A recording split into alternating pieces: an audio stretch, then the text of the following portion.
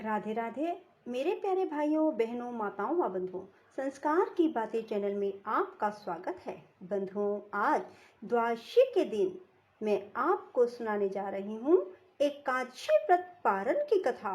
बंधुओं, जिसे सुनने मात्र से आपको एकादशी व्रत के पूर्ण फल की प्राप्ति होगी। बंधुओं, यदि आपने हमारे YouTube चैनल को अब तक सब्सक्राइब नहीं किया तो जरूर करें और बेल आइकन दबाना ना भूलें, ताकि आपको हमारी आने वाली सभी वीडियोस की जानकारी सबसे पहले हो सके।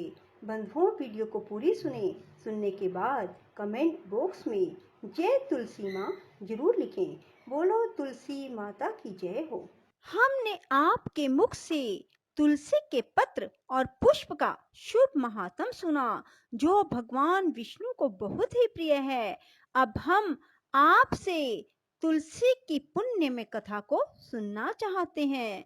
व्यास जी बोले, ब्राह्मणों, पहले स्कंद पुराण में मैं जो कुछ बतला आया हूँ वही यहाँ भी कहता हूँ। शतानंद मुनि के शिष्य कठोर व्रत का पालन करने वाले थे।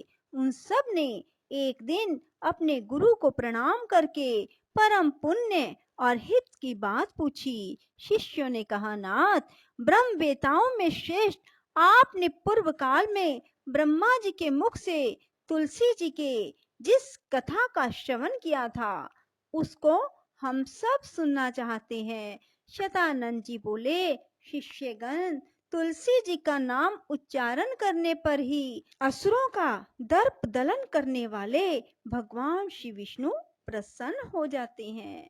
मनुष्य के पाप नष्ट हो जाते हैं, उन्हें अक्षय पुण्य की प्राप्ति होती है, जिसके दर्शन मात्र से करोड़ों गोदान का फल प्राप्त होता है। उस तुलसी का पूजन और वंदन लोग क्यों ना करें।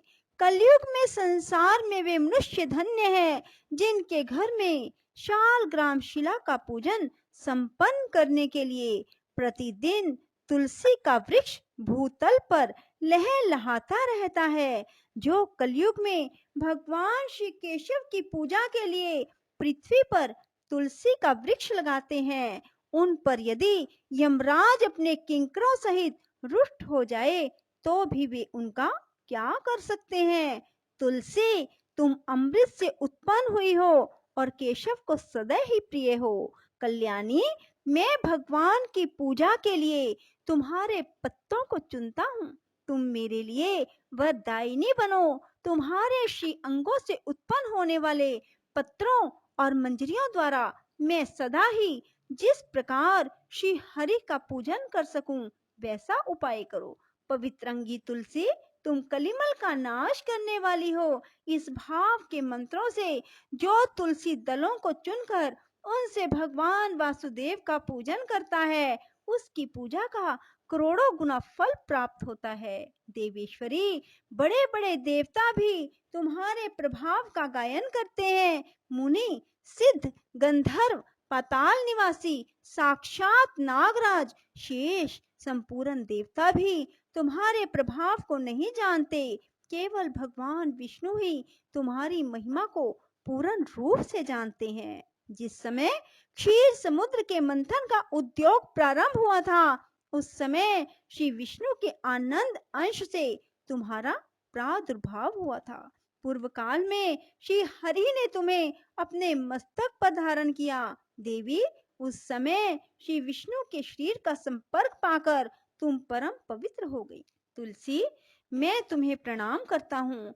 तुम्हारे श्री अंग से उत्पन्न पत्रों द्वारा जिस प्रकार श्री हरि की पूजा कर सकूं, ऐसी कृपा करो जिससे मैं निर्विघ्नता पूर्वक परम गति को प्राप्त हूँ। साक्षात श्री कृष्ण ने तुम्हें गोमती तट पर लगाया और बढ़ाया था।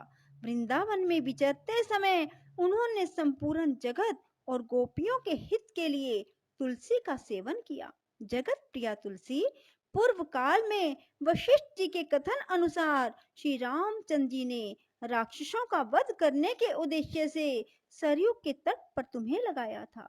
तुलसी देवी, मैं तुम्हें प्रणाम करता हूँ। श्री रामचंद्र जी से वियोग हो जाने पर अशोक वाटिका में रहते हुए जनक किशोरी सीता ने तुम्हारा ही ध्यान किया था, जिससे उन्हें पुनः अपने प्रियतम का समागम प्राप्त हुआ। पूर्व काल में हिमालय पर्वत पर भगवान शंकर की प्राप्ति के लिए पार्वती देवी ने तुम्हें लगाया और अपनी अभीष्ट सिद्धि के लिए तुम्हारा सेवन किया। तुलसी देवी, मैं तुम्हें नमस्कार करता हूँ। संपूर्ण देवंगनाओं और किन्नरों ने भी दुःस्वप्न का नाश करने के लिए नंदन वन में तुम्हारा सेवन किया था। देवी, तुम्हें मेरा नमस्कार है। धर्म अरण्य गया में साक्षात पितरों ने तुलसी का सेवन किया। दंडक अरण्य में भगवान श्री रामचंद्र जी ने अपने हित साधन की इच्छा से परम पवित्र तुलसी का वृक्ष लगाया। लक्ष्मण और सीता ने भी बड़ी भक्ति के साथ परम पवित्र तुलसी का वृक्ष लगाया। लक्ष्मण और सीता ने भी बड़ी भक्ति के साथ उसे पोसा। जिस प्रकार शास्त्रों में गंगा जी को त्रिभुवन व्यापिनी कहा गया है, उसी प्रकार तुलसी देवी भी संपूर्ण चराचर जगत में दृष्टि गोचर होती है। तुलसी का ग्रहण करके मनुष्य पातकों से मुक्त हो जाता है। और तो और मुनीश्वरों, तुलसी के सेवन से ब्रह्म हत्या भी दूर हो जाती है। तुलसी के पत्ते से टपकता हुआ जल जो अपने सिर पर धारण करता है, उसे गंगा स्नान और 10 गोदान का फल प्राप्त होता है।